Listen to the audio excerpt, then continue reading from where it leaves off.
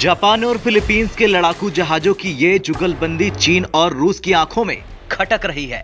Second world war के पहली बार Japan के फाइटर जेट फिलीपींस में युद्ध के करतब दिखा रहे हैं। खबर है कि जापान और फिलीपींस की वायुसेना के बीच सहयोग बढ़ाने के लिए इस युद्धाभ्यास को अंजाम दिया जा रहा। रिपोर्ट के मुताबिक जापान के 2 F-15 फाइटर जेट फिलीपींस के क्लार्क एयर बेस पर उतरे, जहां जापानी एयरफोर्स के 60 जवान मौजूद हैं। जापान और फिलीपींस की वायुसेना के बीच 27 नवंबर से 11 दिसंबर ये युद्धाभ्यास चलेगा। इसका मकसद दोनों देशों की सेनाओं के बीच आपसी समझ को बढ़ावा देना है। जापानी एयरफोर्स के अधिकारियों के मुताबिक जापान के लड़ाकू विमानों का फिलीपींस पहुंचना रक्षा आदान प्रदान के इतिहास में मील का पत्थर साबित होगा। वहीं फिलीपींस एयरफोर्स ने कहा कि वो जापान की वायुसेना के साथ दोस्ती को आगे भी जारी रखेगी। जापानी एयरफोर्स ने कहा उसने 2 F-15 फाइटर जेट के अलावा एक हवा में ईंधन भरने वाला और एक ट्रांसपोर्ट विमान भी फिलीपींस के हवाई ठिकाने पर भेजा है। वहीं फिलीपींस एयरफोर्स ने भी पिछले महीने कहा था कि दूसरे विश्व युद्ध के बाद पहली बार वो अपनी जमीन पर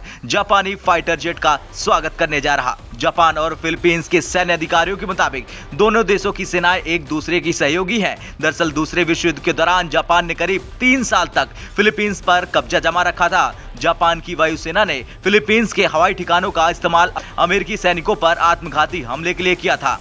जापान के फाइटर जेट ऐसे समय पर फिलीपींस पहुंचे हैं जब दक्षिण चीन सागर में चीन की आक्रामकता बहुत ज्यादा बढ़ती जा रही। यही नहीं, अब रूस भी चीन के साथ मिलकर फाइटर जेट और बॉम्बर उड़ा रहा। यही वजह है कि फिलीपींस और जापान अपने रक्षा सहयोग को बढ़ा रहे हैं। करीब हफ्ते भर पहले चीन के 2 H-6 बॉम्बर, रूस के Tu-95 बॉम्बर और सुखोई 35 लड़ाकू विमानों के साथ साउथ कोरिया के साथ साथ जापान सागर के ऊपर से उड़ान भरे थे। रूस और चीन के इस आक्रामक कार्रवाई के जवाब में साउथ कोरिया भी एक्शन में आ गया और उसने अपने लड़ाकू विमानों से उनका पीछा किया। वहीं चीन ने सफाई दी कि ये जोन क्षेत्रीय हवाई क्षेत्र में नहीं है और सभी देशों को वहां से गुजरने का हक है। वहीं चीन और रूस के विमानों को अपनी तरफ से आता देख जापान ने भी अपने फाइटर जेट को दौड़ा दिया।